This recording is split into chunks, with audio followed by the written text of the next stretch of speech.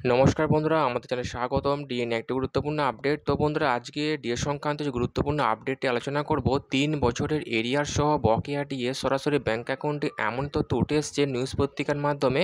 তো বন্ধুরা, সেই ডিএ সংক্রান্ত আপডেটটি নিয়ে আমরা স্টেপ বাই স্টেপ আলোচনা করব। তো অবশ্যই আপনারা ভিডিওটি স্কিপ না করে অবশ্যই পুরোটা দেখবেন। তো তার আগে বলে রাখি, যে সকল বন্ধুরা আমাদের চ্যানেলে নতুন, আমাদের চ্যানেলটি পাশে সাবস্ক্রাইব বাটন, সাবস্ক্রাইব করার পর পাশে যে বেল আইকন সেটিও প্রেস করবেন। লেটেস্ট ভিডিও আপডেটগুলি সবার আগে পেয়ে যাবেন। দেখে নেব আজকে ডিএ সংক্রান্ত গুরুত্বপূর্ণ আপডেটটি। তো বন্ধুরা, আমরা বহুদিন ধরে দেখে আসছি পশ্চিমবঙ্গের সরকারি কর্মীরা কেন্দ্রীয় হারে ডিএর দাবিতে শহীদ মিনার চত্বরে আন্দোলন চালিয়ে যাচ্ছেন দিনের পর দিন, কিন্তু কোনো রকম সুরাহা মিলছে না। একদিকে মুখ্যমন্ত্রী, অর্থমন্ত্রী, রাজ্যপালকে বারংবার ডিএ বৃদ্ধি নিয়ে চিঠি দেওয়া সত্ত্বেও কোনো রকম উত্তর আসেনি। এমনকি দিল্লির যন্তর মন্তর আন্দোলন চালিয়ে কোনো লাভ হয়নি।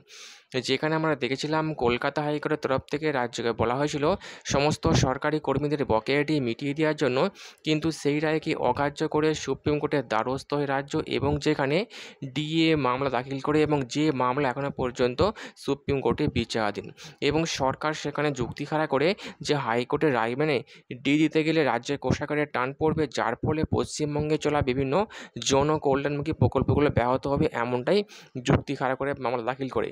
এবং যে মামলা দিনের পর দিন পিছিয়ে যাওয়ার ফলে এক প্রকার ক্ষোভের বহিঃপ্রকাশ করছেন সরকারি কর্মীরা, এবং তারা বিরাট বড় আন্দোলন করবেন, এমনটাই হুঁশিয়ারি দিয়েছেন।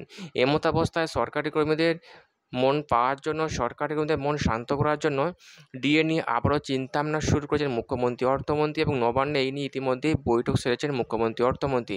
এবং রাজ্যে অর্থভার সম্পর্কে অর্থমন্ত্রীর কাছ থেকে রিপোর্ট প্রকাশের পরই এমন তথ্য উঠে এসছে যে 3 বছরের এরিয়া সহ বকেয়া ডিএ সরাসরি ব্যাঙ্ক অ্যাকাউন্টে, এমনই তথ্য উঠে এসছে। তো এটা খুব শীঘ্রই দিয়ে দেওয়া হবে সরকারের মধ্যে অ্যাকাউন্টে। তো বন্ধুরা, এই ছিল ডিএ সংক্রান্ত গুরুত্বপূর্ণ আপডেট। কেমন লাগলো কমেন্ট করে লাইক করতে ভুলবেন না। পরবর্তী আপডেট পাওয়ার জন্য আমাদের চ্যানেলটি সাবস্ক্রাইব করে রাখবেন। থ্যাংক ইউ বন্ধুরা, ভিডিওটি দেখার জন্য।